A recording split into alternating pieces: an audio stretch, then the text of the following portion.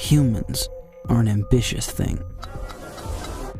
One giant leap for mankind. We feel the need to always move forward, and in regards to technology, we are. But as is the way with most things, our desire for innovation comes at a price, because karma lives in all things.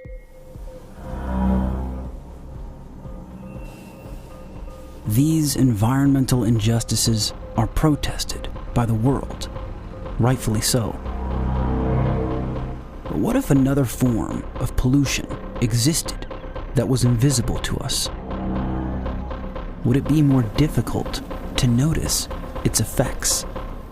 Would enough people care before it was seemingly too late?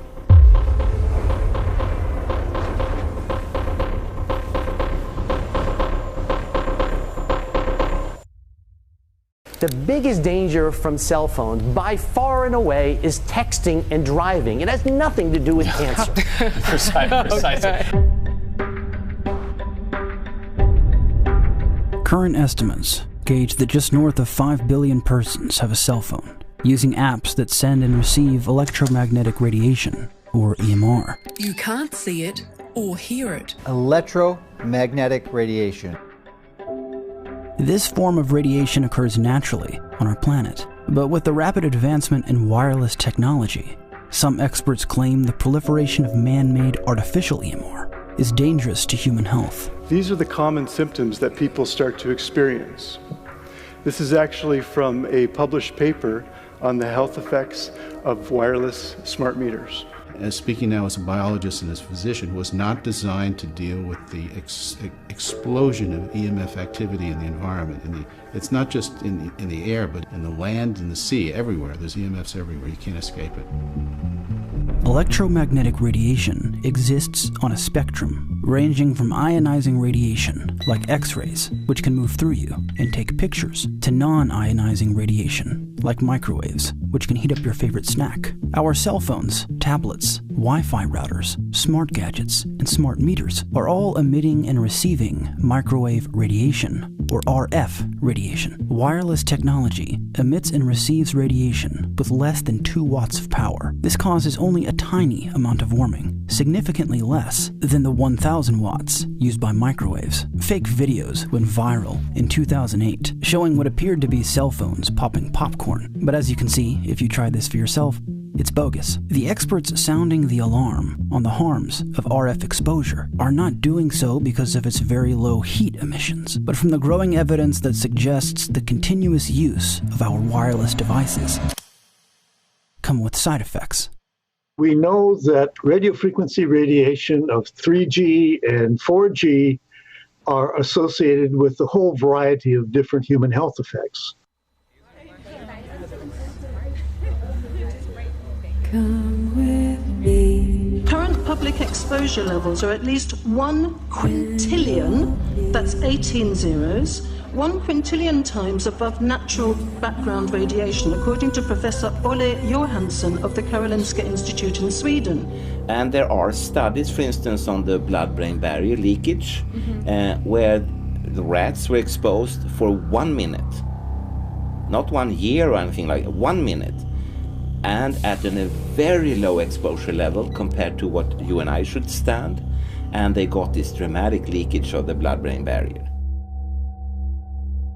The blood-brain barrier is a filtering mechanism in the brain that blocks the passage of certain substances. Once compromised, it becomes more porous, allowing bacteria and other toxins to infect the brain tissue, resulting in inflammation or sometimes death. The barrier can be compromised from blunt force trauma, high blood pressure, developmental disorders, and exposure to radiation, including microwave radiation. This leakage is more common among children because a child's skull is much thinner. In the Journal of Microscopy and Ultrastructure, authors conducted a meta-analysis of peer-reviewed cell phone exposure studies from 2009 to 2014, concluding that children and unborn babies do face a greater risk for bodily damage that results from microwave radiation given off by wireless devices. This happens to be called a TES 593 meter. So you can see it's ranging from 0.5, 0.7. There is no safety level for microwave radiation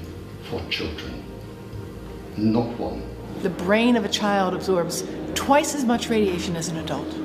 That's a stunning fact. Okay, folks, 100 times higher than what I'm calling. An increasing number of countries around the world are banning the use of Wi-Fi in schools. In Israel, as well as France, as well as Belgium and Taiwan, there's an active government program to discourage the use of mobile devices by young children. Now it's in airplane mode, so I feel okay just to show you this. Why?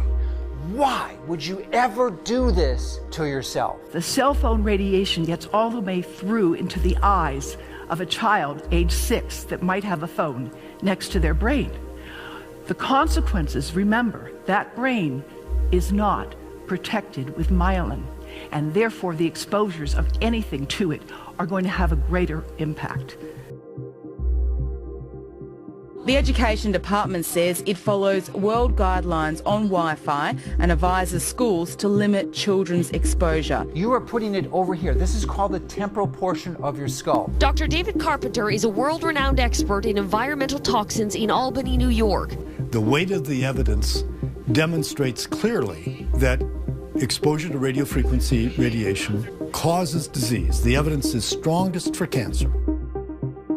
The thinnest bone in your body, which gives the most likelihood that that radiation is going to penetrate into your brain. And if you're a child, that bone is even thinner. This is why this is a really serious issue in children. There's a new